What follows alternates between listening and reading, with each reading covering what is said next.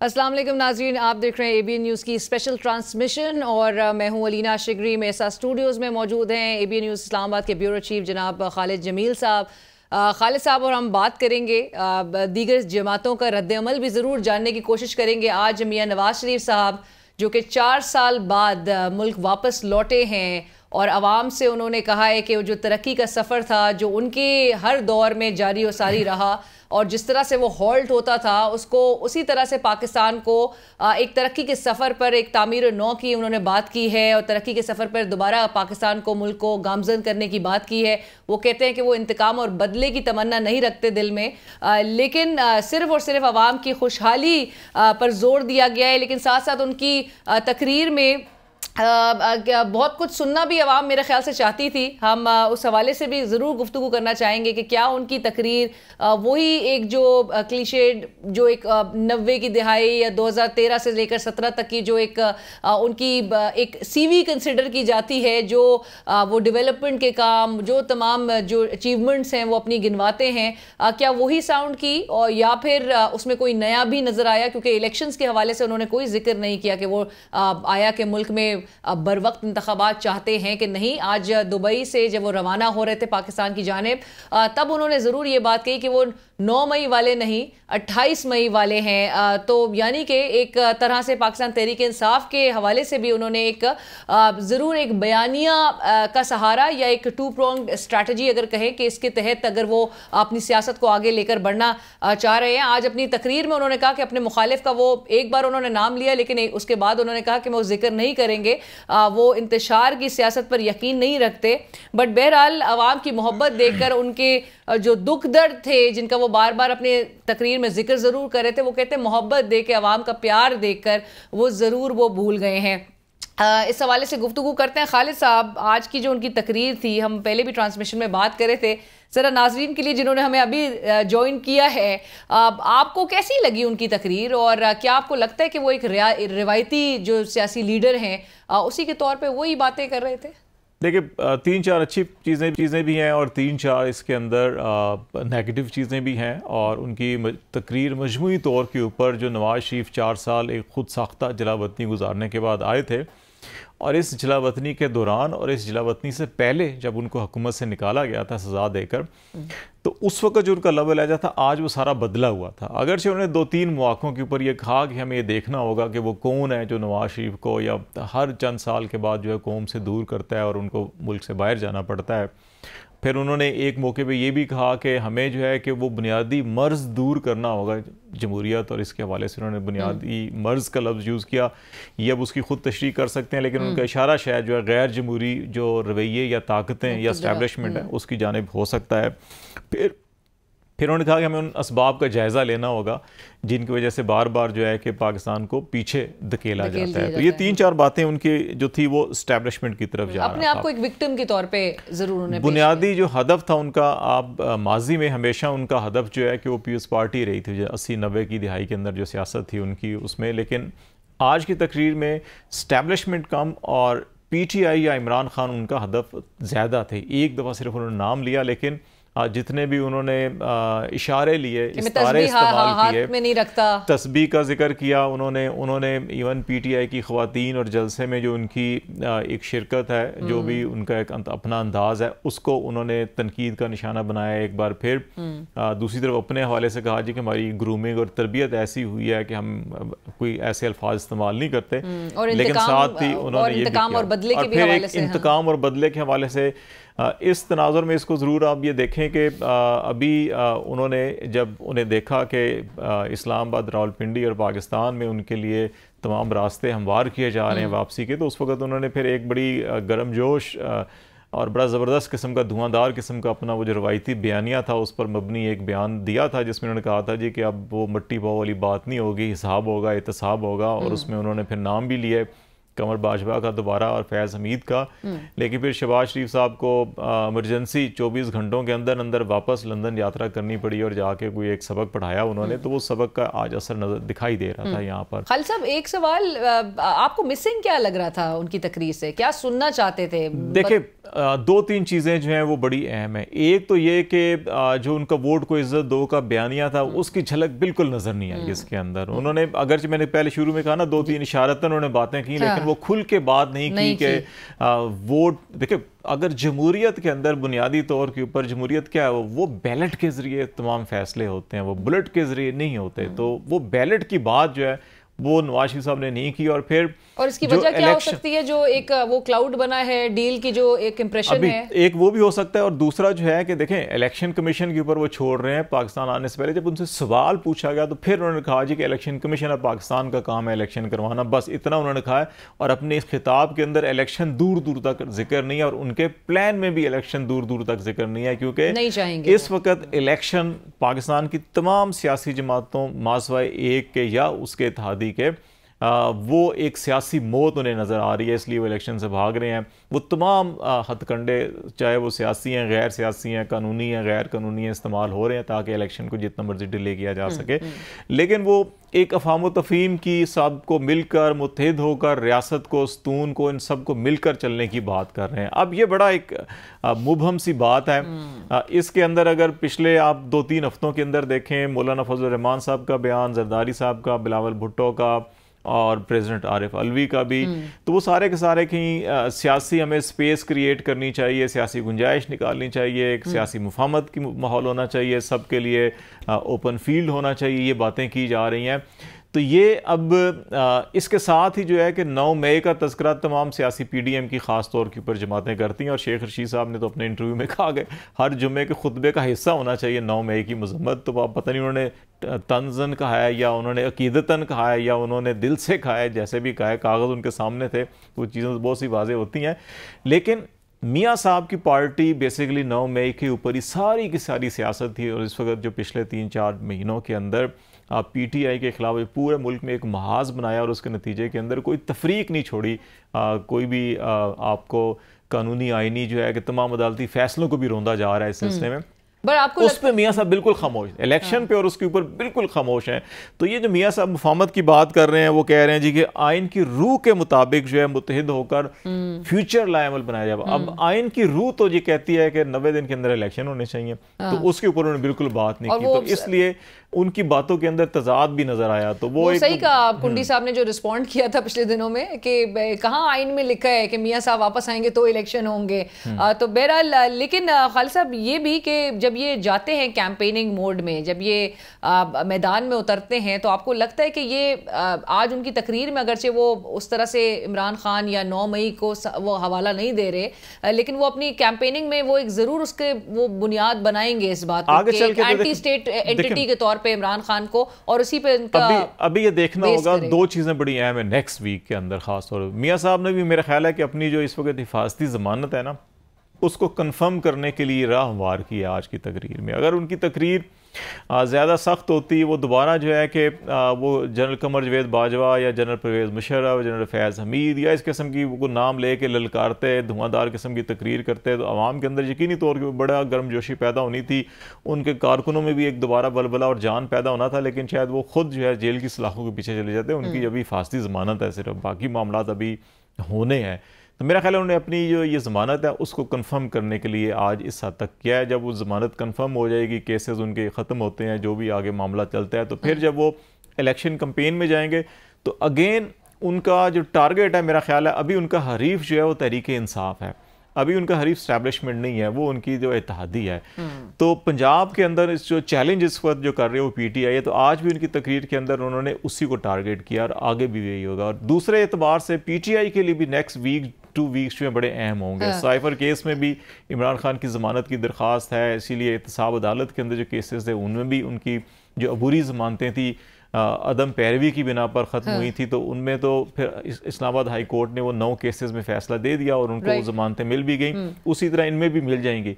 अगर उनमें मिल जाती हैं तो फिर ये अगर साइफर में रिहा हो जाते हैं ज़मानत के ऊपर, तो फिर उनके लिए भी मैदान खुला होगा। क्या उनके लिए अभी भी कंटेनर्स लगाए जाएंगे, सड़कें बंद की जाएंगी और रास्ते बंद किए जाएंगे उनकी कैंपेन जलसों के लिए, ये एक बहुत बड़ा अभी तक तो पार्टी को जाहिर है वो फ्री हैंड नहीं है या वो अपॉर्चुनिटीज नहीं है, वो मौके नहीं है जो कि आज नून लीग और नून लीग के ताहयात कायद को जिस तरह से आज जो नजर आ रहा था, जो मशीनरी इस्तेमाल होने की जो लोग कह रहे थे, तनकीद का निशाना बनाए थे, आज उसकी मिसाल लोगों ने अपनी आंखों से देख भी ली से उनका हेलीकॉप्टर लैंड किया है और जो इस्तकबाल है। खालिद साहब कतई कलामी की माफी, लेकिन हमें साजिद अहमद साहब रहनुमा MQM पाकिस्तान इस वक्त ज्वाइन कर रहे हैं, उनसे भी जरूर लेते हैं MQM कैसे देख रही है। साजिद साहब अस्सलाम वालेकुम, बहुत शुक्रिया ज्वाइन करने के लिए। आज मियां नवाज शरीफ साहब जो कि इलाज के गर्ज से 4 हफ्ते के लिए लंदन गए थे 2019 में, 4 साल बाद वो वतन वापस लौटे हैं और बड़े एक प्लान के साथ, अगरचे प्लान शेयर नहीं किया लेकिन वो पाकिस्तान को तरक्की की राह पर दोबारा गामजन करना चाहते हैं। MQM पाकिस्तान कैसे देख रही है मियां साहब की वापसी को? अस्सलाम वालेकुम। अच्छा, एक तो ये कि बिल्कुल खुशामदीद मियां नवाज शरीफ साहब पाकिस्तान आ चुके हैं और बिल्कुल स्पेस सबको होना चाहिए। और मियां नवाज शरीफ साहब पाकिस्तान आने के बाद जो मैंने थोड़ी तफसील सुनी, वो तामीर तरक्की की बात कर रहे हैं। उनके गोल्स, उनके टारगेट्स ये हैं कि हम पाकिस्तान को आगे लेके जाना चाहते हैं, आगे बढ़ाना चाहते हैं, IMF से निजात दिलाना चाहते हैं, तामीराती तरक्याती काम और शाहराहों का एक जाल बिछाना चाह रहे हैं वो। इसके अलावा मईशत की बेहतरी के हवाले से जो बहुत अहम टारगेट इस वक्त जो भी आने वाली गवर्नमेंट के लिए, वो मईशत की बेहतरी है। और मेरे ख्याल में जिस तरह से बातें कर रहे हैं मरियम नवाज साहब की, मैंने बातें सुनी, और मियां नवाज शरीफ, शहबाज शरीफ कि अब इस मुल्क को शायद नवाज शरीफ ट्रैक पर लाए, अच्छी बात है, क्योंकि चारों सूबों में इनकी वर्किंग है। पहले भी मियां नवाज शरीफ 3 मरतबा पाकिस्तान के वज़ीर पाकिस्तान रह चुके हैं और बेहतर यह है कि किसी भी जिसकी भी हुकूमत आए उसको उसका टर्न पूरे करने दिया जाए ना, पूरे 5 साल सब पूरे करें अपने और अपनी कारकर्दगी शो करें। यकीनन अगर कारकर्दगी अच्छी नहीं होगी किसी भी रहनुमा की, किसी प्राइम मिनिस्टर की या उनकी पार्टी की, तो यकीनन उसको लोग माइनस कर देंगे आगे चल के। फिल्टर लगता है, अच्छे लोग आगे बढ़ते हैं और निगेटिव पीछे चले जाते हैं, निगेटिव पार्टियों तरफ भी चलेंगे, अच्छी पार्टियों ऊपर आएंगे। तो स्पेस में रखें। बिल्कुल इस तरह आपको याद है कि पिछले अखबार के अंदर 28 तरमीम के हवाले से जो पास हुई थी कौमी असेंबली सेनेट से, उसके बाद हमने देखा कि डिक्टेटर सूबे बन गए थे, वो सूबे डिक्टेटर बन गए थे और तमाम इख्तियार CM के हाथ में आ गए थे। उन्होंने नीचे सिटीज में, टाउन में, डिस्ट्रिक्ट में फंड नीचे नहीं उतारे और वहाँ काम नहीं हुए। इस तरह जो बल्दियाती इदारे हैं वो पावरलेस है पाकिस्तान के, वो अंडर ECDC हैं। हम चाहते हैं कि 2002 का सिस्टम दोबारा से बल्दियाती सिस्टम पाकिस्तान के अंदर आए, ताकि जो जिनके जो काम करने वाले वो काम करें। ठीक है, बस साजिद साहब आपकी जमात वेलकम कर रही है मियां साहब की वापसी को, लेकिन मियां साहब साथ साथ ये भी कह रहे हैं कि आइन पर अमल दरामद करने वाले जो रियासती इदारे हैं, जमातें और रियासत के सतूनों को मिलकर काम करना होगा और 40 साल का वो निचोड़ उन्होंने कहा है कि वो बता रहे हैं और मिलकर काम किए बगैर जो है वो मुल्क को आगे नहीं बढ़ाया जा सकता। वो कह रहे हैं कि इस मर्ज से जो ये बुनियादी मर्ज जिसको करार दे रहे हैं उसको दूर करना पड़ेगा, जिसकी वजह से मुल्क बार बार हादसे का शिकार हो रहा है। इसमें भी आपकी जमात मियां साहब को सपोर्ट करेगी और क्या ये आसान होगा? नहीं, इसमें हमारी अपनी राय भी है, हमारी जाती अपनी राय है कि बिल्कुल, और तमाम जमातों की अपनी जाती राय है और तकरीबन तमाम जमातों के रहनुमाओं की, उन जमातों की मुश्तरका राय है कि पाकिस्तान के जो इदारे हैं और पाकिस्तान की जो पॉलिटिकल ताकत है, फिर दूसरी ताकत है वो इदारे हैं, पाकिस्तान की रियासत है, रियासत पाकिस्तान है, ठीक है ना, इन दोनों का आपस में अच्छा कम्युनिकेशन होना बहुत जरूरी है। और यही पाकिस्तान बनने के बाद ये तो होता है कि आज तक किसी भी पॉलिटिकल गवर्नमेंट ने अपना टर्न पूरा नहीं किया। उसकी बुनियादी वजह ये थी कि इदारे और पॉलिटिकल जमातें आपस में हमेशा लड़ती गई हैं। कुछ अर्से बाद गवर्नमेंट चलती है, उसके बाद लड़ जाते हैं, लड़ने के बाद सब कुछ तबाह हो जाता है और मईशत तबाह हो जाती है, पाकिस्तान पीछे चला जाता है, जमहूरियत पीछे चली जाती है, सही ना। और इस तरह से मुल्क आप देखें ना, बांग्लादेश हमारे बाद बना, आज उसकी करेंसी देख रहे हैं, हमें तो ऐसा लगता है कि अफगानिस्तान की भी करेंसी आगे चल के आगे हमसे अप हो जाएगी ना, ठीक है ना, क्योंकि वहां भी वो लोग काम कर रहे हैं, उनको आजादी सबको दें और आपस में कम्युनिकेशन अच्छा रखे ना। लड़ाई किस चीज की आपस में, भाई रियासत को तो इख्तियार में नहीं आना ना, तो और जो पॉलिटिकल जमातें उनको इख्तियार में आना, सिंपल फार्मूला। बस साजिद साहब यहाँ पे जमातों के ठीक है, लेकिन जो लेवल प्लेइंग फील्ड के मुतालबे कर रही हैं, आपको पता है पाकिस्तान तहरीक इंसाफ, पाकिस्तान पीपल्स पार्टी, दीगर जमातें हैं जो कि चाहती हैं कि यकसा मौके तमाम जमातों को फराहम किए जाएँ और एक शफाफ इंतखाबी अमल जो है वो उसको यकीनी बनाया जाए। इस वक्त बज़ाहिर मुस्लिम लीग नून जो है वो एक बेनिफिशरी नज़र आ रही है, वो क्लेम कर रही है कि अगले इलेक्शंस में उनको फतह होगी, और मियां नवाज शरीफ साहब एक चौथी बार वजीर आजम बनने के एस्पायरेंट इस वक्त नजर आ रहे हैं, और यही कुछ उनकी जमात की जानिब से क्लेम भी किया जा रहा है। आपको लगता है कि ऐसे में आपकी जमात के लिए आप लोग कुछ सिक्योर कर पाएंगे? तो देखिए, हमने भी गुज़श्ता कुछ अर्से के अंदर एमकेएम पाकिस्तान मुख्तलिफ टाउन्स कराची के अंदर जलसे कर चुकी है। कल माशाल्लाह बहुत अच्छा फलस्तीन की हिमायत में एक रैली बहुत बड़ी निकाली है, आदिम-उल-शान रैली निकाली है जो कि शारा फसल पर थी।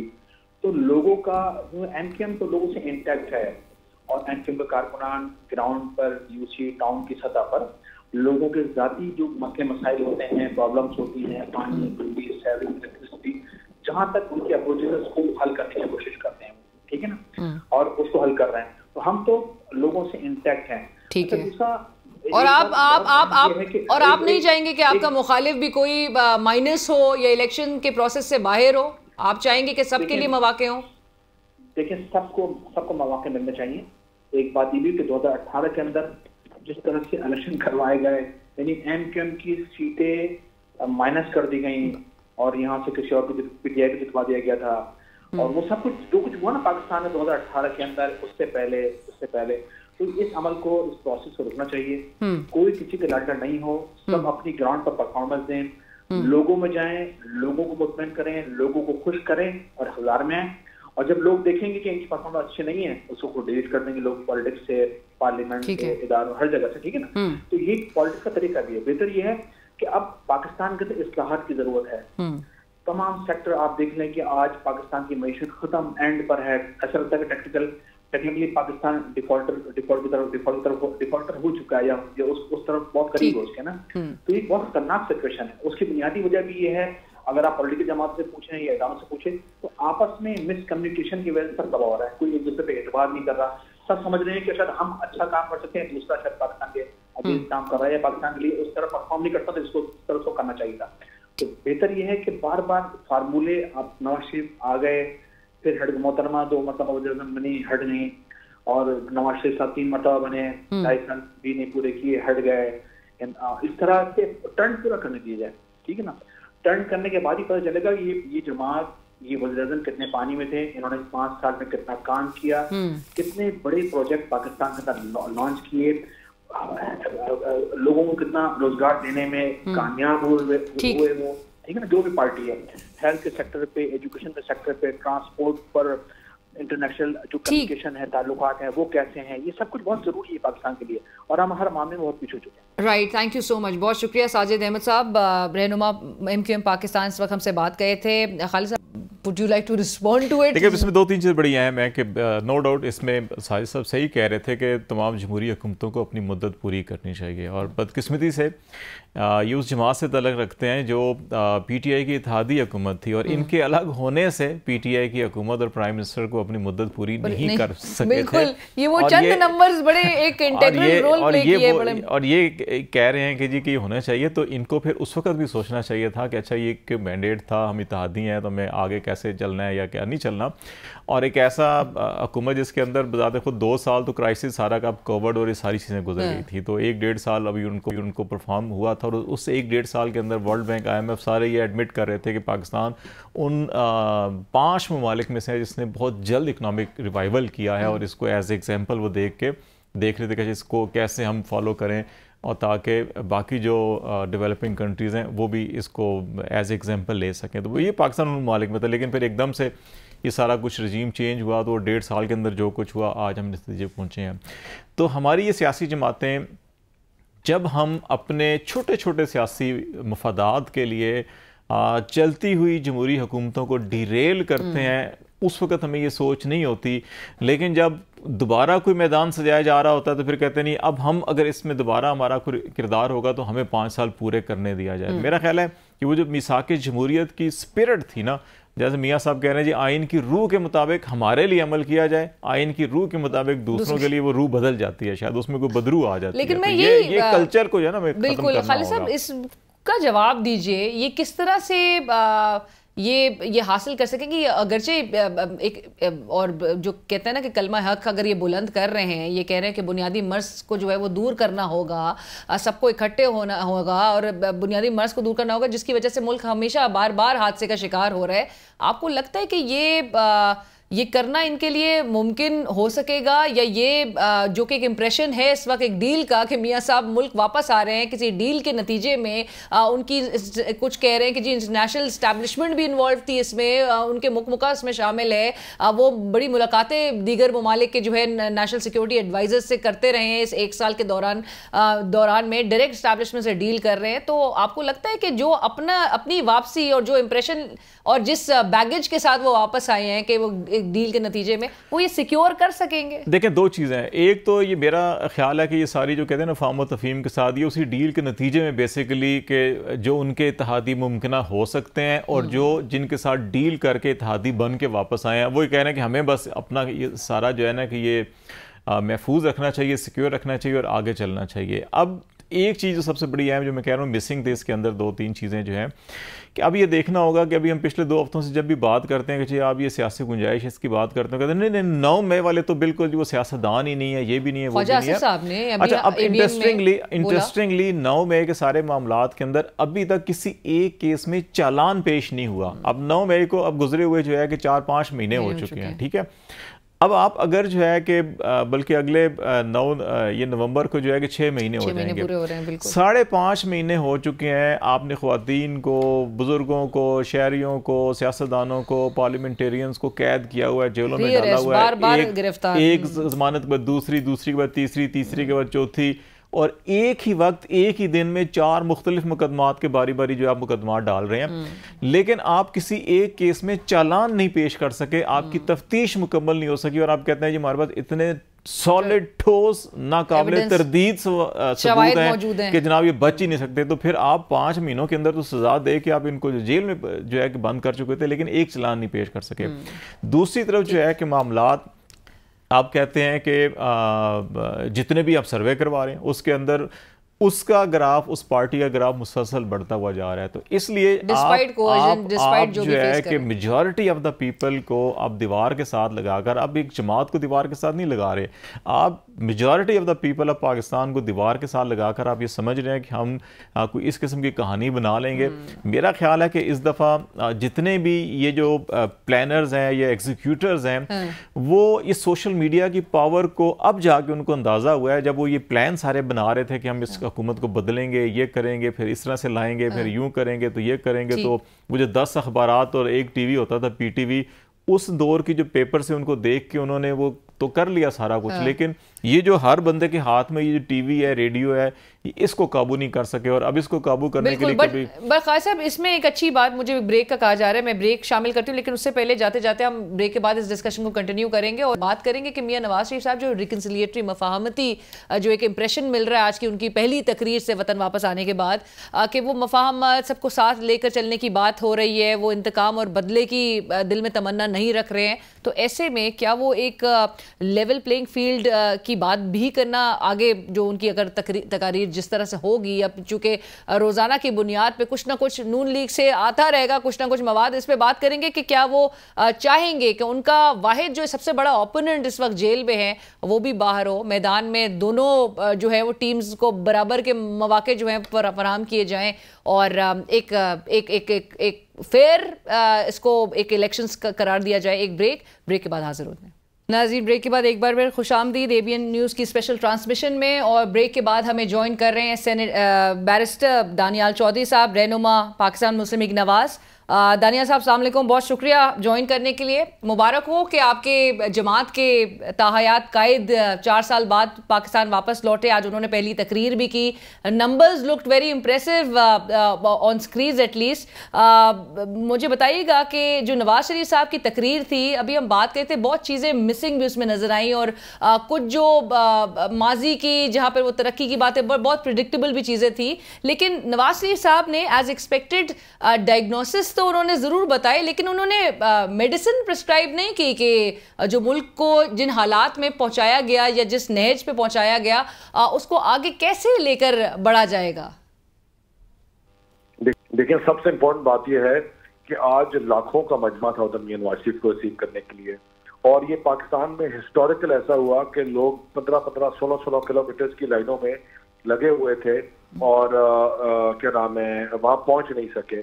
और आज जो पाकिस्तान की तारीख में मियां नवाज शरीफ का जो इस्तकबाल था, वो उन गरीब लोगों की तरफ से, उन बेरोजगार लोगों की तरफ से जो पाकिस्तान से नाउमीद, पाकिस्तान की मैशत से नाउमीद थे और जो पाकिस्तान के हालात से तंग आ गए थे, मियां नवाज शरीफ का आना और वहाँ खड़ा होना एक नई नवीद और एक नई होप की रे है। और उसका जो आगाज है वो मीनारे पाकिस्तान से हुआ, और इंशाअल्लाह आपको नजर आएगा कि पूरे पाकिस्तान में ये किस तरह फैलेगा। और मैं बार बार एक चीज ये कहता हूँ कि देखिए, हम वाहिद जमात हैं जिसने डिलीवरेंस के ऊपर बात नहीं, डिलीवर करके दिखाया है, बार बार डिलीवर किया है। और उसमें पाकिस्तान, जब मुश्किल हालात मिले पाकिस्तान के, जब हालात खराब रहे, पाकिस्तान को अगर ठीक किया तो हमारी जमात ने किया, मियां नवाज शरीफ ने किया, और आज भी इंशाल्लाह पाकिस्तान को इस बहरान से, इन तारीखियों से मियां नवाज शरीफ ही निकालेंगे।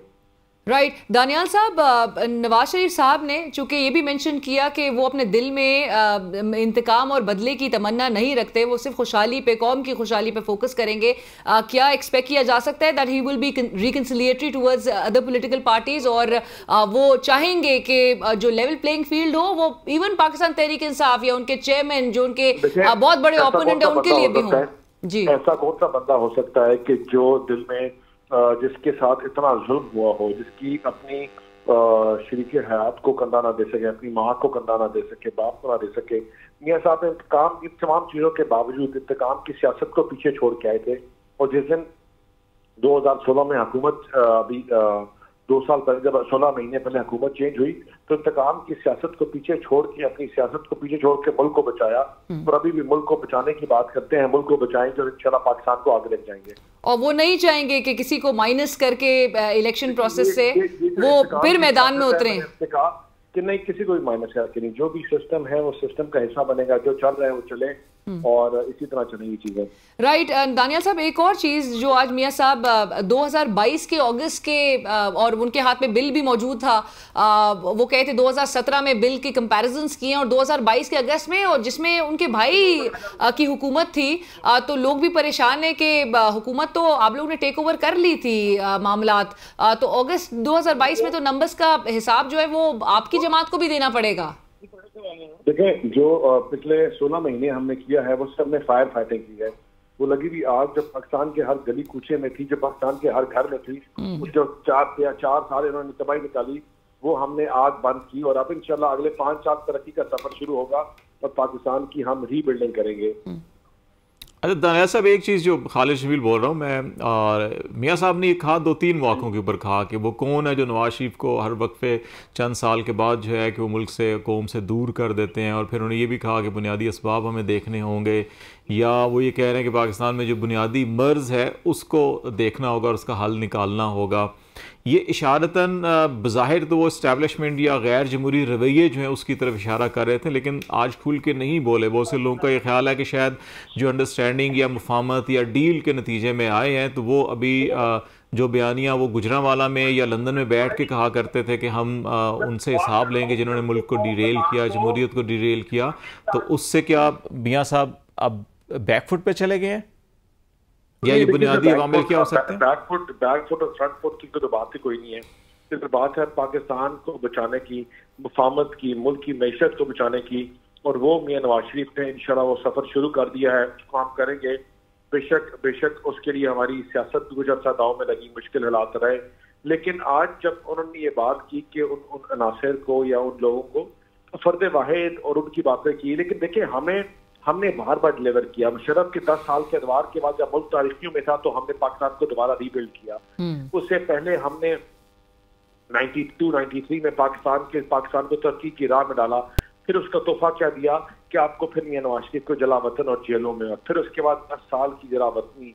तो मियां साहब ने खाली वो चीज़ की कि मुझे इस दफ़ा इस पाकिस्तान को इस मुश्किल बहरान से निकालने के लिए, इस मुल्क को आगे लेके जाने की जो तोहफा है वो जेल और जलावतनी खुदा के लिए ना दी जाए। दानिया साहब, एक चीज़ जो जमहूरी कुव्वतें होती हैं, जमहूरी क़यादतें होती हैं, वो हमेशा जमहूर के ऊपर इन्हिसार करती हैं और उनकी बुनियादी ख्वाहिश हमेशा ये रही होती है। मियाँ साहब ने भी कहा कि आइन की रूह के मुताबिक हमें सबको मिलकर आगे जाना है। तो आइन तो ये कहता है कि एक स्पेसिफिक टाइम फ्रेमवर्क के अंदर इलेक्शन होने चाहिए, लेकिन मियाँ साहब की पूरी तकरीर के अंदर इलेक्शन का कहीं एक लफ्ज़ तक जिक्र नहीं था। इसकी क्या वजह है?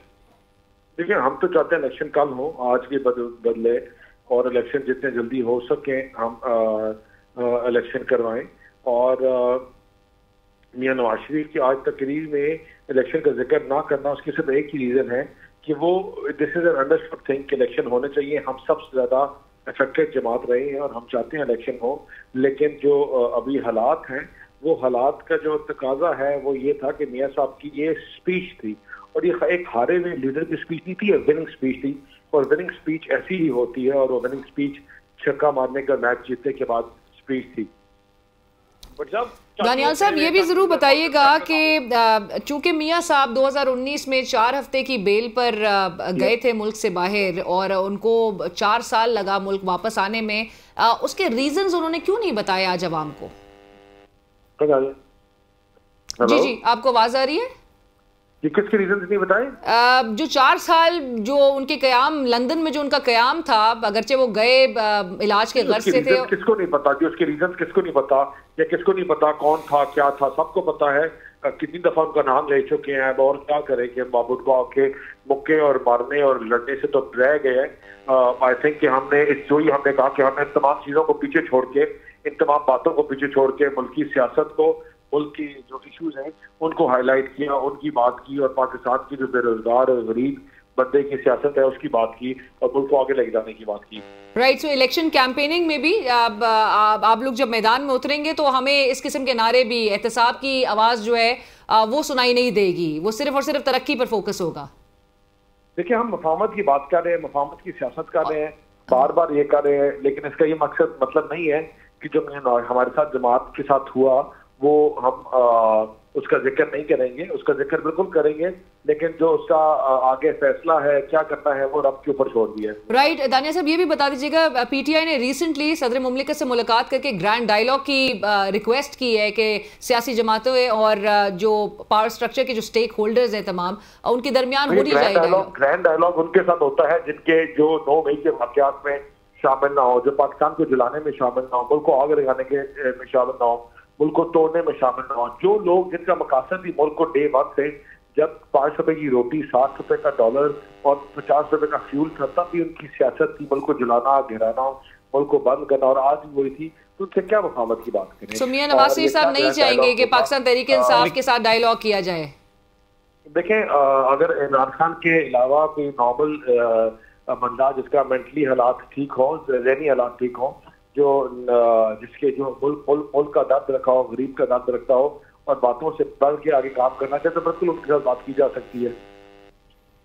देखिए, 9 मई का आपने तस्करा किया और हमेशा ये कहा जाता है, लेकिन मियां साहब की तकरीर में भी कोई 9 मई का कोई तस्करा नहीं था, और दूसरा 9 मई के बाद अभी तक एक चलान पेश नहीं हो सका। ठोस शवायद सब कहते हैं, सब बातें करते हैं, लेकिन एक चलान पेश नहीं हुआ। तो ऐसे हालात में आप ये कैसे तमाम की तमाम चीज़ें एक ही जगह पे ला खड़ी करते हैं? और फिर ऐसे तो कल लोग ये कहेंगे कि जिन्होंने सुप्रीम कोर्ट पर हमला किया था उनसे भी बात नहीं की जा सकती, उनका ज़हनी तवाज़ुन भी ठीक नहीं है। तो मेरा ख्याल है कि जब आप ग्रैंड रिकन्सिलिएशन की बात करते हैं, माजी में बेनज़ीर भुट्टो साहिबा के खिलाफ, जुल्फ़िकार अली भुट्टो के खिलाफ, इवन मियां नवाज शरीफ साहब के खिलाफ, जो एक सेकंड, आप जो सुप्रीम कोर्ट या चीज़ों को आप इससे कंपेरिजन नहीं कर सकते कि जो एक सोची साजिश के तहत आपके मुल्क में कब हुआ कि आपके इदारों के हेड के इंस्टीट्यूशन को आग लगाई जाए? आपको कब क्या हुआ कि जब आपके शोधा के जहाजों को आग लगाई जाए? या आपके मुल्क में कब हुआ कि कायदे आज़म की लाइब्रेरी को, उनके कमरे को, जहाँ की किताबें पढ़ी हुई उनको आग लगाई जाए?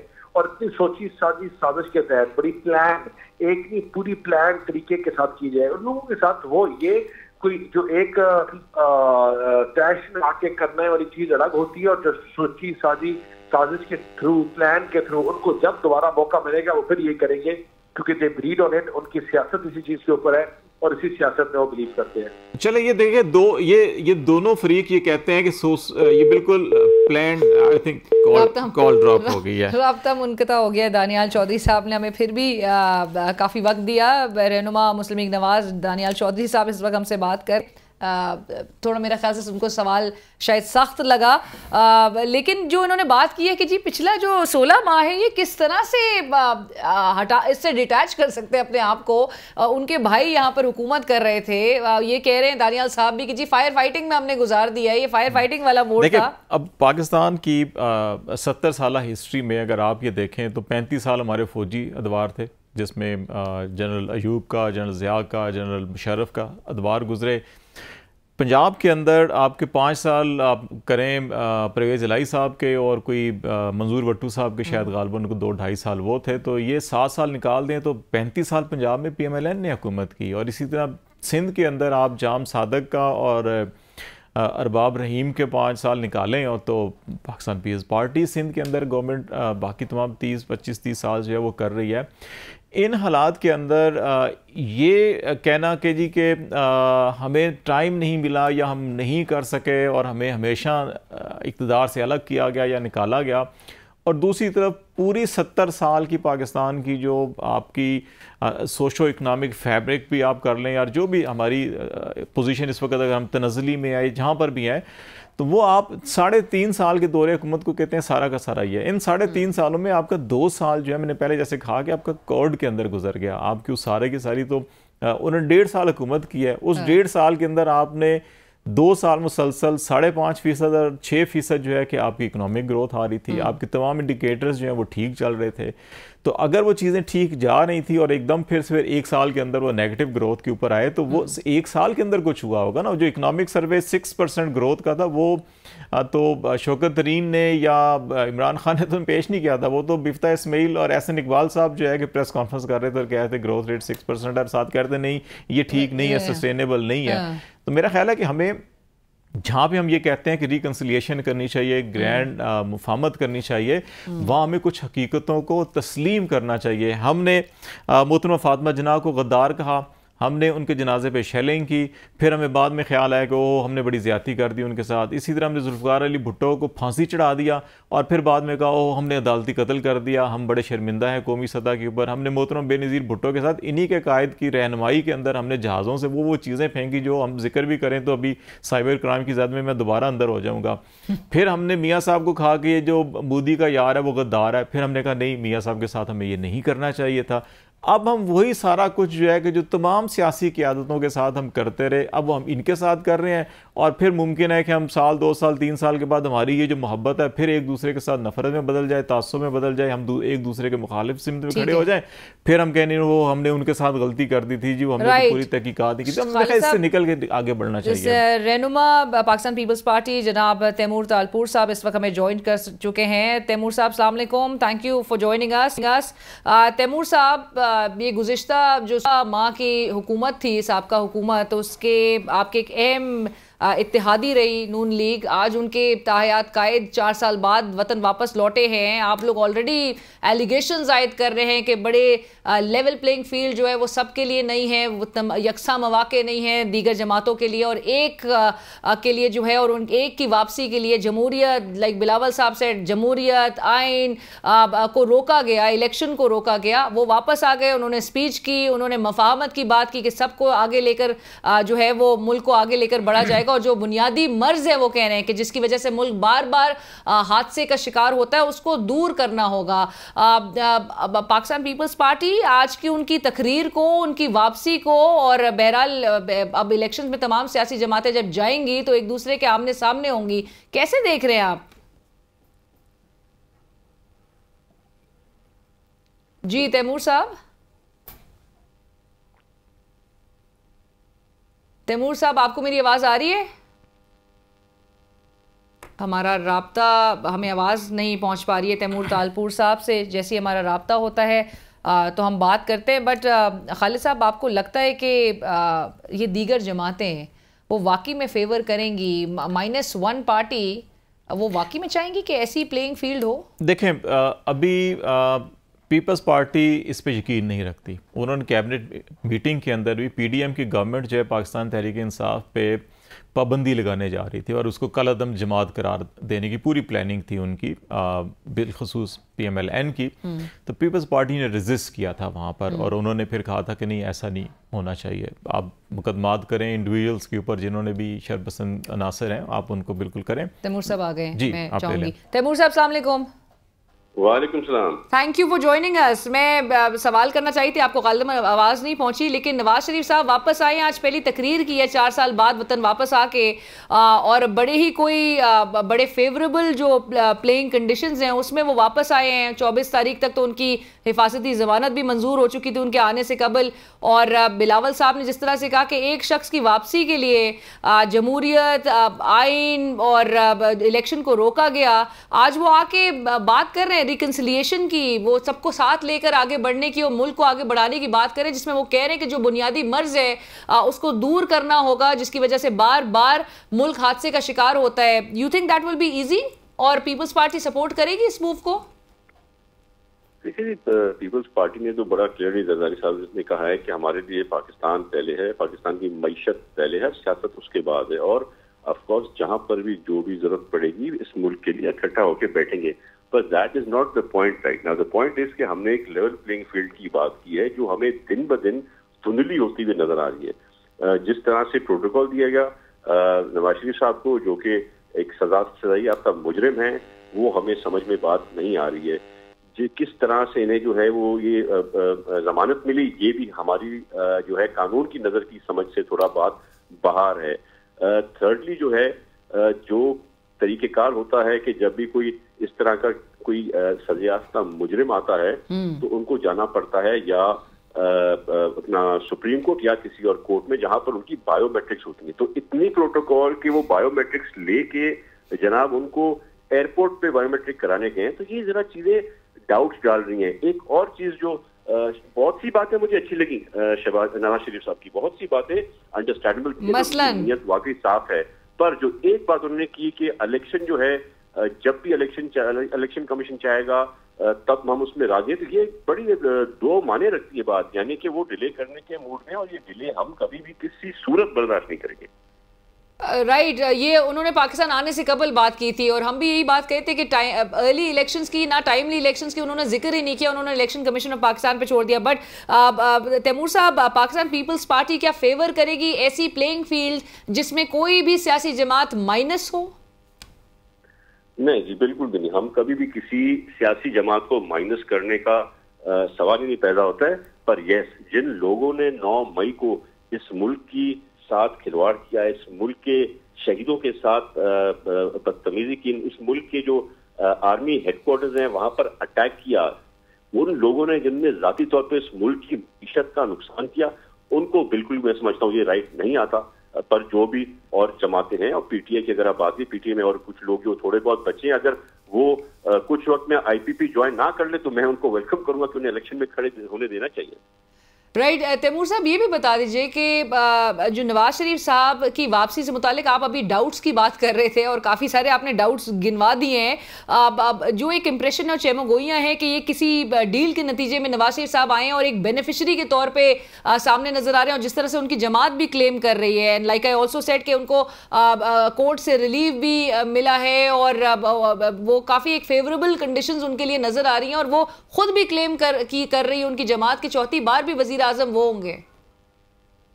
बिल्कुल, ये क्लेम्स उनके मुसलसल हम सुनते रहे हैं। ये भी बात जब की थी कि इनको जो है ये मिलने वाली है ब्लैंकेट किस्म की बेल, वो भी बात हमारे समझ से बाहर थी। कानूनी पेचीदगियां ऐसी हैं कि ये हो नहीं सकता, और उसके बाद वो आ भी गए, और आज भी उनका वही नारा कायम है कि ये चौथी बार प्राइम मिनिस्टर बन रहे हैं। तो इतनी यकीन दहानी कहाँ से मिली है?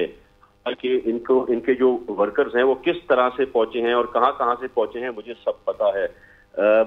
क्या क्या लवाजमात किए गए हैं, बहुत सी डिटेल्स मैं उसमें नहीं जाना चाहूंगा, क्योंकि वो भी मुफाहमत की बात करते हैं और हम भी करते हैं, पर बहुत से सवालिया निशानात उनकी बातों पर आते हैं और अब वो सारी चीजें हमें नजर आ रही हैं। राइट, बट एक और आखिरी सवाल तालपुर साहब, मुझे ये बता दीजिए कि नवाज शरीफ साहब आज भी अपनी तकरीर में अपने ही अदवार गिनवा रहे थे जिसमें मुल्क वो समझते हैं कि जी मुल्क तरक्की कर रहा था, तरक्की की राह पर गामजन था, G20 का इजलास होने जा रहा था, एशियन टाइगर बनने जा रहा था और एकदम से मुल्क इस नहज पे आ गया कि तबाहियों की तरफ मुल्क चला गया। और यहीं से अब वो कहते हैं कि जी वो आएंगे तो मुल्क में तरक्की का सफ़र जो है वो यकीनी बनाया जा सकता है। ऐसे में आपकी पार्टी किधर है? और जो ये साबका हुकूमत में लाइक आई मेंशन कि जो गवर्नमेंट रही उसमें तो आप सब इकट्ठे थे, उसका हिसाब कौन देगा? देखिए जी, ये जो है बात तो कर रहे हैं प्राइम मिनिस्टर बनने की और फ्यूचर प्लानिंग भी सारी कर रहे हैं, but we have to understand it is not as easy as Punjab में बहुत टफ टाइम मिलने वाला है नून लीग को। पंजाब में मैं नहीं समझता ये मेजोरिटी सीटें निकाल रहे हैं, बाकी सिंध में और बाकियों को तो आप भुला ही दें। सिंध में इनका एक सीट नहीं आ रही, कुछ 2-3 इलेक्टेबल्स थे, वो पाकिस्तान पीपल्स पार्टी ज्वाइन कर चुके हैं, तो इनके ख्वाब बड़े बड़े सुनहरे हैं, वो पूरे होते मुझे नजर नहीं आ रहे। पाकिस्तान पीपल्स पार्टी अभी वो वाहिद पार्टी है जो टूट फूट का शिकार नहीं हुई। नून लीग में टूट फूट हो रही है, इनके अपने लीडर्स कह रहे हैं हम छोड़ के जा रहे हैं, नई पार्टी बना रहे हैं। पीटीआई थी वो भी टूट फूट का शिकार थी, पूरी खत्म हो गई है। तो मैं समझता हूँ 80% लोग तो इनको छोड़ के चले गए हैं। तो पीपल्स पार्टी वाहिद पार्टी है जो उसका पावर था उसने मेंटेन किया हुआ है और नए लोग भी शमूलियत कर रहे हैं। राइट तैमूर साहब, और आखिर में आज के इनका जो जलसा हुआ ये तो क्लेम करें, शहबाज साहब ने भी आज बात की कि जी तारीख में इतना बड़ा कभी जलसा लाहौर में मीनार पाकिस्तान पे हुआ नहीं है। आप इस जलसे के नंबर्स के हवाले से क्या कहते हैं कि लोग निकल रहे हैं या आपको लगता है कि लोग नहीं निकले और लोग इस किस्म की जो क्लीशेड या उनकी जो बातें हैं उसको बाय करने को भी तैयार नहीं है? नहीं, मैं समझता हूँ कि जलसे में good number of people were there, पर ये इनका क्लेम गलत है कि कभी पाकिस्तान की हिस्ट्री में इससे बड़े जलसा नहीं हुआ। जरा इनको बिलावल भुट्टो के और उससे पहले शहीद बेनजीर भुट्टो के और शहीद जुल्फिकार भुट्टो के जलसों का मनाजिर देखेंगे तो ये शायद उसका चौथा हिस्सा भी नहीं बन सकेगा। Right, thank you so much. Senior रहनुमा पाकिस्तान पीपल्स पार्टी जनाब तैमूर तालपुर साहब इस वक्त हमसे बात कहते थे। खालिद साहब, मुझे कहा जा रहा है आपने, would you like to add something? बस ठीक है, वो डेफिनेटली जलसों के हवाले से जो है ना कि मैंने पहले भी कहा था कि ये PMLN का यकीनी तौर के ऊपर एक बड़ा जलसा ज़रूर था, लेकिन मैनेज सरकारी इंतज़ामात की जो है कि उसकी रोशनी में, और तैमूर तालपुर भी उस तरफ इशारा कर रहे थे, वो ज़रूर था। लेकिन मीनार पाकिस्तान पे इससे ज़्यादा बड़े जलसे बेनज़ीर भुट्टो को भी है और इवन जो है इमरान खान के जो जलसे थे वो इससे ज़्यादा बड़े थे और उनकी हमें इस ग्राउंड्स के फुल स्केल के ऊपर भी और बाहर रोड्स के ऊपर भी जो है कि उनके लोग नज़र आते थे, जो आज हमें उमर दराज गोंदल भी वहाँ बाहर जो बता रहे थे उस पर वो चीज़ें नहीं थी और बाहर बड़ी मूवमेंट थी। लेकिन इससे पहले हमने देखा कि बाहर भी जो है कि पूरा का पूरा एरिया चौक हो जाता था, वो आज नहीं देखा गया यहाँ पर। राइट, और लेट्स सी आने वाले दिनों में किस तरह से नून लीग अवाम का एतमाद हासिल कर सकती है, रीगेन कर सकती है, और अवाम को क्या कह के अवाम का ट्रस्ट जो है वो रीगेन किया जाएगा, और क्या वाकई में जिस तरह से नवाज शरीफ साहब कह रहे हैं एक रिकन्सिलिएशन की बात कर रहे हैं, मफाहमत की बात कर रहे हैं, क्या वो तमाम स्टेक होल्डर्स को साथ लेकर आगे बढ़ेंगे और वाकई में क्या आज की उनकी तकरीर की तरह इंतकाम और बदले की जो वो दिल में तमन्ना नहीं रखते, क्या वाकई में उसी को परसू करते हुए या उसी को आगे लेकर चलेंगे? लेट्स सी, आगे आने वाले वक्त के साथ साथ हर दिन के साथ साथ हमें चीज़ें अनफोल्ड होती हुई भी दिखाई देंगी। और इसी के साथ ही हमारी ट्रांसमिशन का वक्त ख़त्म हो जाता है। देखते रहिए ABN न्यूज़।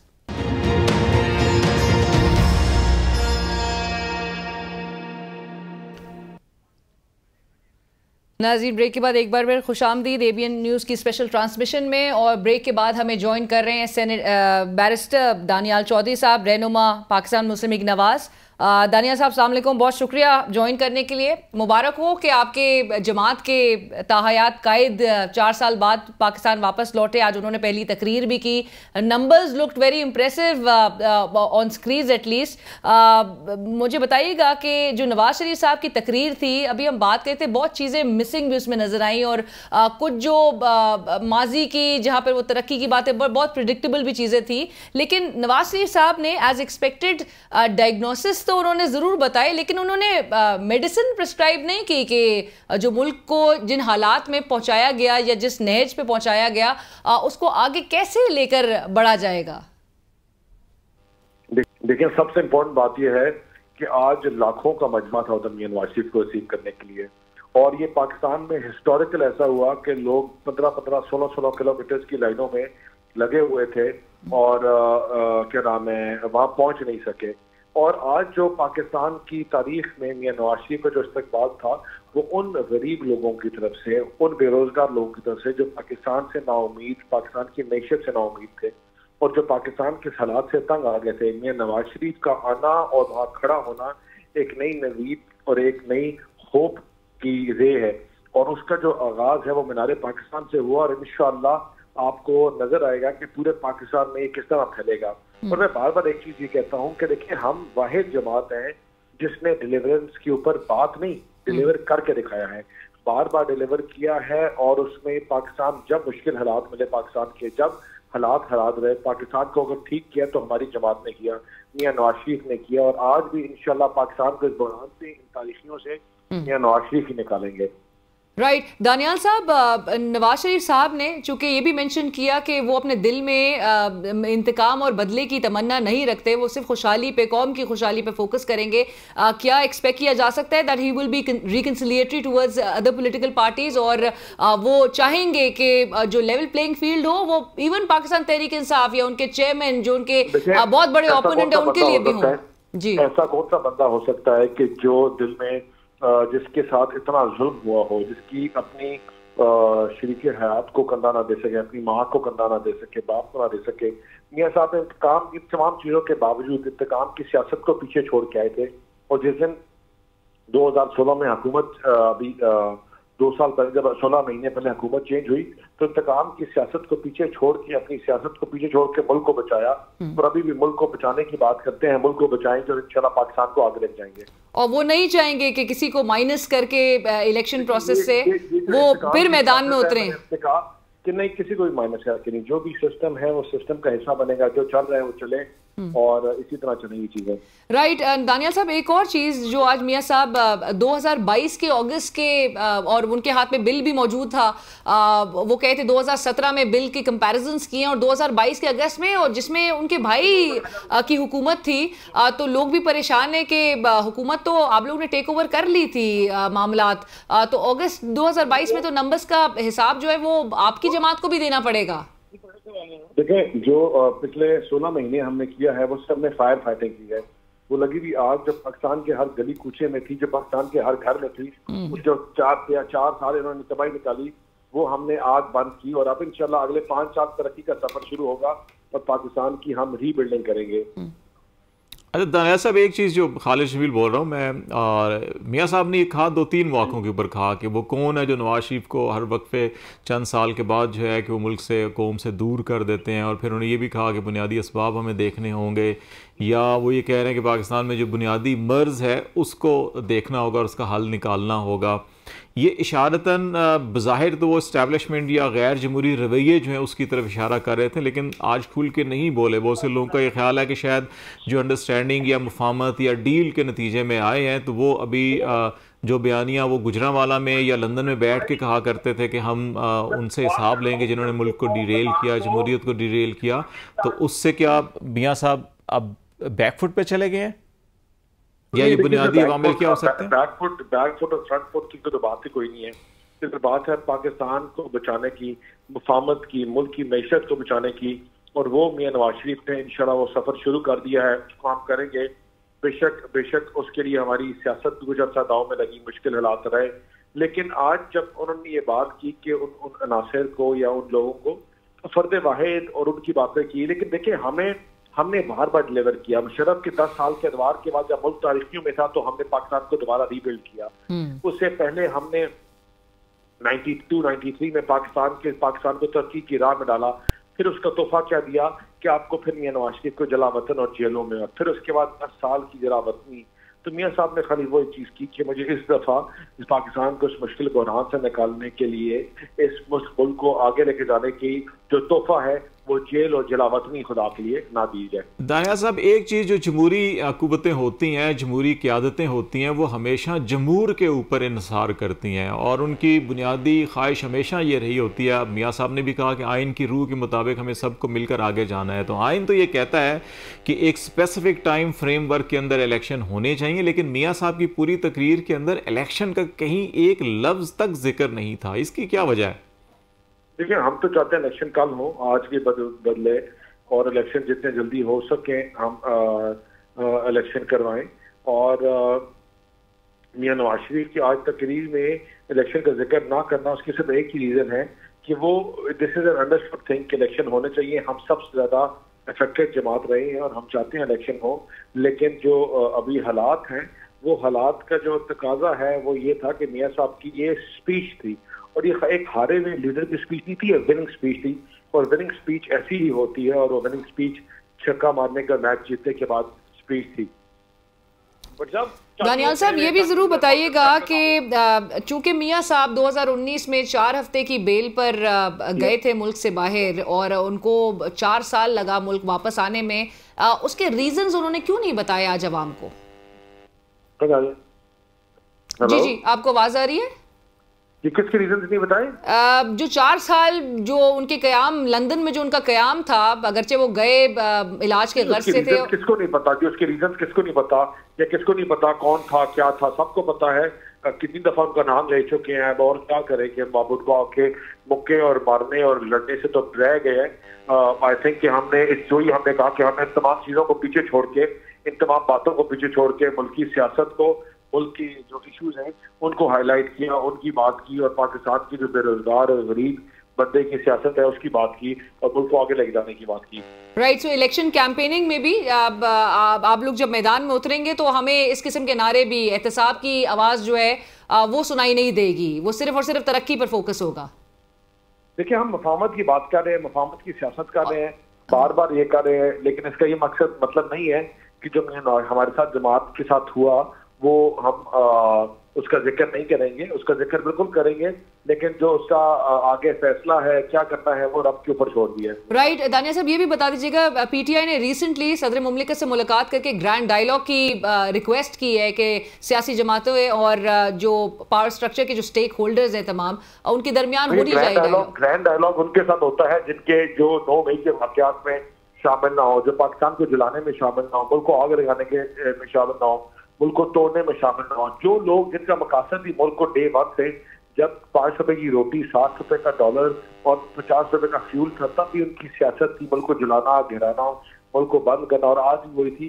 तो उनसे क्या मफाहमत की बात करें? मियां नवाज शरीफ साहब नहीं चाहेंगे कि पाकिस्तान तहरीक इंसाफ के साथ डायलॉग किया जाए?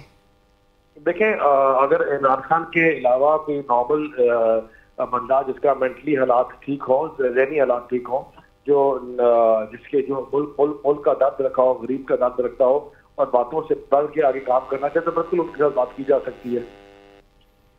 देखिए, 9 मई का आपने तस्करा किया और हमेशा ये कहा जाता है, लेकिन मियाँ साहब की तकरीर में भी कोई 9 मई का कोई तस्करा नहीं था।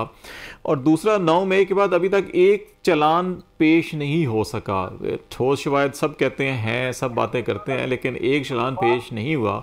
तो ऐसे हालात में आप ये कैसे तमाम की तमाम चीज़ें एक ही जगह पे ला खड़ी करते हैं? और फिर ऐसे तो कल लोग ये कहेंगे कि जिन्होंने सुप्रीम कोर्ट पर हमला किया था उनसे भी बात नहीं की जा सकती, उनका ज़हनी तवाज़ुन भी ठीक नहीं है। तो मेरा ख्याल है कि जब आप ग्रैंड रिकन्सिलिएशन की बात करते हैं, माजी में बेनज़ीर भुट्टो साहिबा के खिलाफ, जुल्फ़िकार अली भुट्टो के खिलाफ, इवन मियाँ नवाज शरीफ साहब के खिलाफ, जो एक सेकंड, आप जो सुप्रीम कोर्ट या चीज़ों को आप इससे कंपेरिजन नहीं कर सकते कि जो एक सोची साजिश के तहत आपके मुल्क में कब हुआ कि आपके इदारों के हेड के इंस्टीट्यूशन को आग लगाई जाए?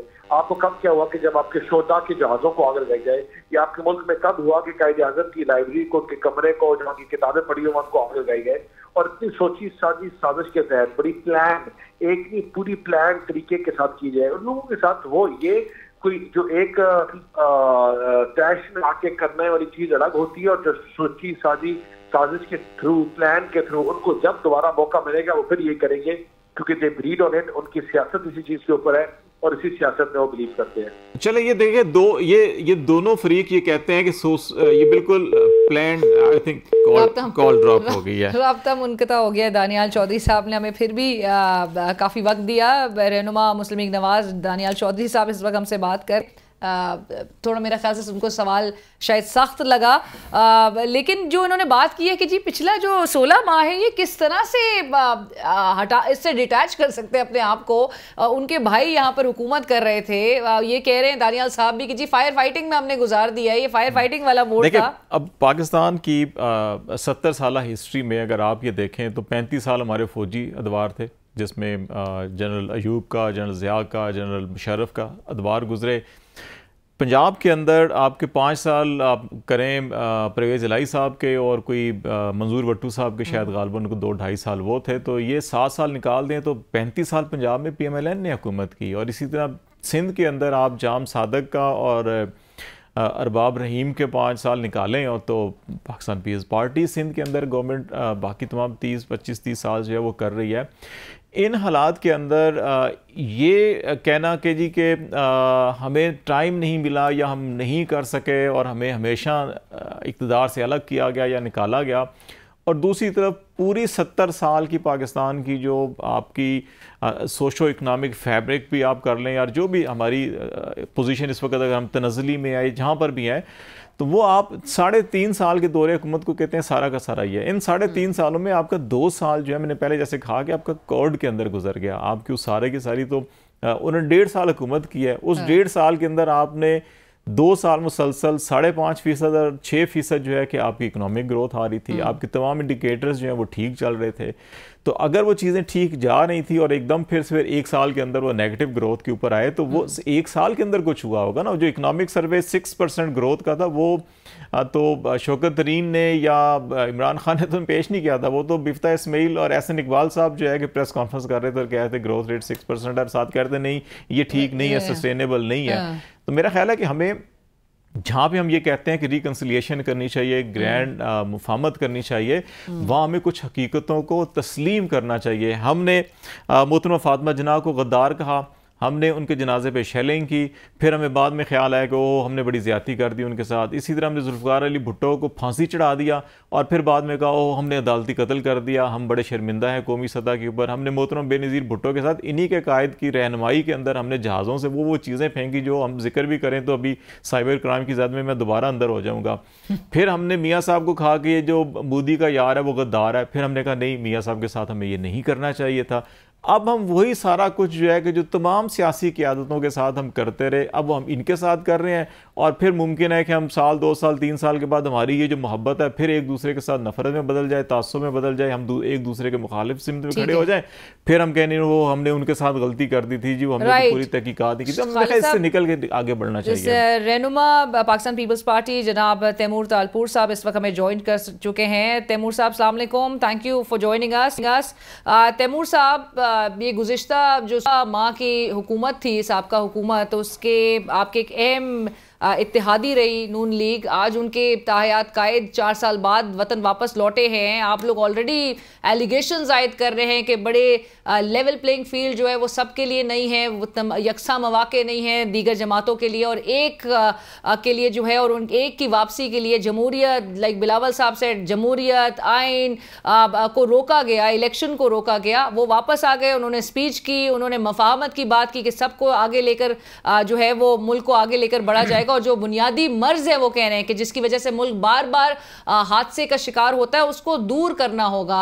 पाकिस्तान पीपल्स पार्टी आज की उनकी तकरीर को, उनकी वापसी को, और बहरहाल अब इलेक्शन में तमाम सियासी जमातें जब जाएंगी तो एक दूसरे के आमने सामने होंगी, कैसे देख रहे हैं आप?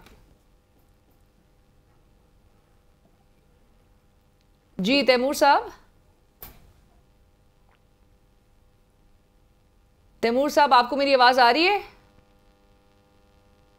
हमारा राब्ता, हमें आवाज़ नहीं पहुंच पा रही है तैमूर तालपुर साहब से। जैसे ही हमारा राब्ता होता है तो हम बात करते हैं। बट खालिद साहब, आपको लगता है कि ये दीगर जमातें वो वाकई में फेवर करेंगी, -1 पार्टी वो वाकई में चाहेंगी कि ऐसी प्लेइंग फील्ड हो? देखें, अभी पीपल्स पार्टी इस पे यकीन नहीं रखती। उन्होंने कैबिनेट मीटिंग के अंदर भी PDM की गवर्नमेंट जो है पाकिस्तान तहरीक इंसाफ पे पाबंदी लगाने जा रही थी और उसको कल अदम जमात करार देने की पूरी प्लानिंग थी उनकी, बिलखसूस PMLN की। तो पीपल्स पार्टी ने रेजिस्ट किया था वहाँ पर और उन्होंने फिर कहा था कि नहीं, ऐसा नहीं होना चाहिए। आप मुकदमात करें इंडिविजुअल्स के ऊपर जिन्होंने भी शरपसंद अनासर हैं, आप उनको बिल्कुल करें। तैमूर साहब आ गए जी, मैं आप चाहूंगी। तैमूर साहब अस्सलाम वालेकुम। वालेकुम सलाम। Thank you for joining us. मैं सवाल करना चाहिए थी, आपको गालिबन आवाज़ नहीं पहुंची, लेकिन नवाज शरीफ साहब वापस आए, आज पहली तकरीर की है 4 साल बाद वतन वापस आके, और बड़े ही कोई बड़े फेवरेबल जो प्लेइंग कंडीशंस हैं उसमें वो वापस आए हैं। 24 तारीख तक तो उनकी हिफाजती ज़मानत भी मंजूर हो चुकी थी उनके आने से कबल। और बिलावल साहब ने जिस तरह से कहा कि एक शख्स की वापसी के लिए जमहूरियत, आइन और इलेक्शन को रोका गया, आज वो आके बात कर रहे हैं रिकन्सिलिएशन की, वो सबको साथ लेकर आगे बढ़ने की और मुल्क को आगे बढ़ाने की बात करें, जिसमें वो कह रहे हैं कि जो बुनियादी मर्ज है उसको दूर करना होगा, जिसकी वजह से बार बार मुल्क हादसे का शिकार होता है। You think that will be easy और पीपल्स पार्टी सपोर्ट करेगी इस मूव को? देखिए, पीपल्स पार्टी ने तो बड़ा क्लियरली जरदारी साहब ने कहा है कि हमारे लिए पाकिस्तान पहले है, पाकिस्तान की मईशत पहले है, सियासत उसके बाद है, और ऑफकोर्स जहां पर भी जो भी जरूरत पड़ेगी इस मुल्क के लिए इकट्ठा होकर बैठेंगे। पर that is not the point right now. The point is कि हमने एक लेवल प्लेइंग फील्ड की बात की है जो हमें दिन ब दिन धुंधली होती हुई नजर आ रही है। जिस तरह से प्रोटोकॉल दिया गया नवाज शरीफ साहब को, जो कि एक सजाई याफ्ता मुजरिम है, वो हमें समझ में बात नहीं आ रही है। किस तरह से इन्हें जो है वो ये जमानत मिली, ये भी हमारी जो है कानून की नजर की समझ से थोड़ा बात बाहर है। थर्डली जो है जो तरीकेकार होता है कि जब भी कोई इस तरह का कोई सजायाफ्ता मुजरिम आता है तो उनको जाना पड़ता है या अपना सुप्रीम कोर्ट या किसी और कोर्ट में जहां पर उनकी बायोमेट्रिक्स होती है। तो इतनी प्रोटोकॉल कि वो बायोमेट्रिक्स लेके जनाब उनको एयरपोर्ट पे बायोमेट्रिक कराने गए, तो ये जरा चीजें डाउट्स डाल रही हैं। एक और चीज जो बहुत सी बातें मुझे अच्छी लगी नवाज शरीफ साहब की, बहुत सी बातें अंडरस्टैंडेबल, नीयत वाकई साफ है, पर जो एक बात उन्होंने की कि इलेक्शन जो है जब भी इलेक्शन कमीशन चाहेगा तब हम उसमें राजी हैं, तो ये बड़ी दो माने रखती है बात, यानी कि वो डिले करने के मूड में, और ये डिले हम कभी भी किसी सूरत बर्दाश्त नहीं करेंगे। राइट ये उन्होंने पाकिस्तान आने से कबल बात की थी और हम भी यही बात कहते कि अर्ली इलेक्शंस की, ना टाइमली इलेक्शंस की उन्होंने जिक्र ही नहीं किया, उन्होंने इलेक्शन कमीशन ऑफ पाकिस्तान पे छोड़ दिया। बट तैमूर साहब, पाकिस्तान पीपल्स पार्टी क्या फेवर करेगी ऐसी प्लेइंग फील्ड जिसमें कोई भी सियासी जमात माइनस हो? नहीं जी, बिल्कुल भी नहीं। हम कभी भी किसी सियासी जमात को माइनस करने का सवाल ही नहीं पैदा होता है। पर यस, जिन लोगों ने 9 मई को इस मुल्क की साथ खिलवाड़ किया, इस मुल्क के शहीदों के साथ बदतमीजी की, इस मुल्क के जो आर्मी हेडक्वार्टर्स हैं वहां पर अटैक किया, उन लोगों ने जिनने जाती तौर पे इस मुल्क की मईशत का नुकसान किया, उनको बिल्कुल मैं समझता हूँ ये राइट नहीं आता। पर जो भी और जमाते हैं, और पीटीआई की अगर आप बात की, पीटीआई में और कुछ लोग जो थोड़े बहुत बच्चे हैं, अगर वो कुछ वक्त में आईपीपी ज्वाइन ना कर ले तो मैं उनको वेलकम करूंगा कि उन्हें इलेक्शन में खड़े होने देना चाहिए। राइट तैमूर साहब, ये भी बता दीजिए कि जो नवाज शरीफ साहब की वापसी से मुतालिक आप अभी डाउट्स की बात कर रहे थे और काफ़ी सारे आपने डाउट्स गिनवा दिए हैं। जो एक इम्प्रेशन और चेमोगोइयाँ हैं कि ये किसी डील के नतीजे में नवाज शरीफ साहब आए हैं और एक बेनिफिशरी के तौर पे सामने नजर आ रहे हैं, और जिस तरह से उनकी जमात भी क्लेम कर रही है, लाइक आई ऑल्सो सेड कि उनको कोर्ट से रिलीफ भी मिला है और वो काफ़ी एक फेवरेबल कंडीशंस उनके लिए नजर आ रही हैं, और वो खुद भी क्लेम कर रही है उनकी जमात की चौथी बार भी वजीर आजम वो होंगे। बिल्कुल, ये क्लेम्स उनके मुसलसल हम सुनते रहे हैं। ये भी बात जब की थी कि इनको जो है ये मिलने वाली है ब्लैंकेट किस्म की बेल, वो भी बात हमारे समझ से बाहर थी। कानूनी पेचीदगियां ऐसी हैं कि ये हो नहीं सकता, और उसके बाद वो आ भी गए, और आज भी उनका वही नारा कायम है कि ये चौथी बार प्राइम मिनिस्टर बन रहे हैं।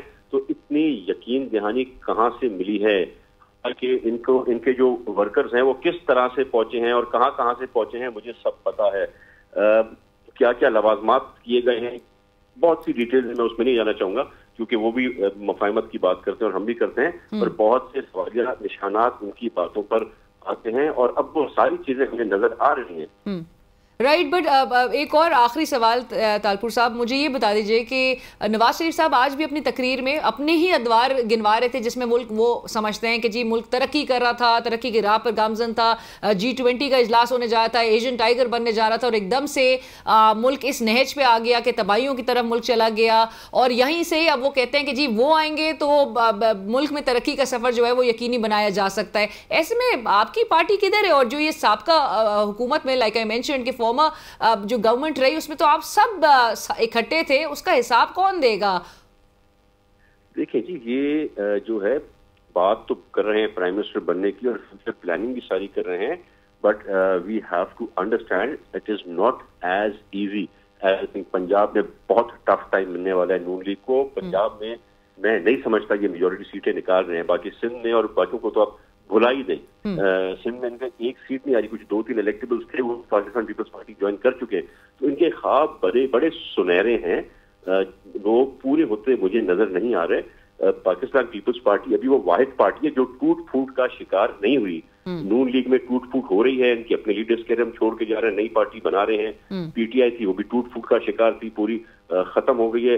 मैं समझता हूँ 80% लोग तो इनको छोड़ के चले गए हैं, तो पीपल्स पार्टी वाहिद पार्टी है जो उसका पावर था उसने मेंटेन किया हुआ है और नए लोग भी शमूलियत कर रहे हैं। राइट तैमूर साहब, और आखिर में आज के इनका जो जलसा हुआ ये तो क्लेम करें, शहबाज साहब ने भी आज बात की कि जी तारीख में इतना बड़ा कभी जलसा लाहौर में मीनार पाकिस्तान पे हुआ नहीं है। आप इस जलसे के नंबर्स के हवाले से क्या कहते हैं कि लोग निकल रहे हैं, या आपको लगता है कि लोग नहीं निकले और लोग इस किस्म की जो क्लीशेड या उनकी जो बातें हैं उसको बाय करने को भी तैयार नहीं है?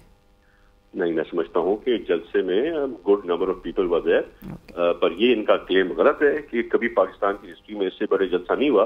जरा इनको बिलावल भुट्टो के और उससे पहले शहीद बेनजीर भुट्टो के और शहीद जुल्फिकार भुट्टो के जलसों का मनाजिर देखेंगे तो ये शायद उसका चौथा हिस्सा भी नहीं बन सकेगा। Right, thank you so much. Senior रहनुमा पाकिस्तान पीपल्स पार्टी जनाब तैमूर तालपुर साहब इस वक्त हमसे बात कहते। खालिद साहब, मुझे कहा जा रहा है, आपने would you like to add something? बस ठीक है, वो डेफिनेटली जलसों के हवाले से जो है ना कि मैंने पहले भी कहा था कि ये PMLN का यकीनी तौर के ऊपर एक बड़ा जलसा ज़रूर था, लेकिन मैनेज सरकारी इंतज़ामात की जो है कि उसकी रोशनी में, और तैमूर तालपुर भी उस तरफ इशारा कर रहे थे, वो ज़रूर था। लेकिन मीनार पाकिस्तान पे इससे ज़्यादा बड़े जलसे बेनज़ीर भुट्टो को भी है, और इवन जो है इमरान खान के जो जलसे थे वो इससे ज़्यादा बड़े थे, और उनकी हमें इस ग्राउंड्स के फुल स्केल के ऊपर भी और बाहर रोड्स के ऊपर भी जो है कि उनके लोग नज़र आते थे, जो आज हमें उमर दराज गोंदल भी वहाँ बाहर जो बता रहे थे उस पर वो चीज़ें नहीं थी, और बाहर बड़ी मूवमेंट थी। लेकिन इससे पहले हमने देखा कि बाहर भी जो है कि पूरा का पूरा एरिया चौक हो जाता था, वो आज नहीं देखा गया यहाँ। राइट, और लेट्स सी आने वाले दिनों में किस तरह से नून लीग अवाम का एतमाद हासिल कर सकती है, रीगेन कर सकती है, और अवाम को क्या कह के अवाम का ट्रस्ट जो है वो रीगेन किया जाएगा, और क्या वाकई में जिस तरह से नवाज शरीफ साहब कह रहे हैं, एक रिकन्सिलिएशन की बात कर रहे हैं, मफाहमत की बात कर रहे हैं, क्या वो तमाम स्टेक होल्डर्स को साथ लेकर आगे बढ़ेंगे, और वाकई में क्या आज की उनकी तकरीर की तरह इंतकाम और बदले की जो वो दिल में तमन्ना नहीं रखते, क्या वाकई में उसी को परसू करते हुए या उसी को आगे लेकर चलेंगे? लेट्स सी, आगे आने वाले वक्त के साथ साथ, हर दिन के साथ साथ हमें चीज़ें अनफोल्ड होती हुई भी दिखाई देंगी, और इसी के साथ ही हमारी ट्रांसमिशन का वक्त खत्म हो जाता है। देखते रहिए ABN न्यूज़।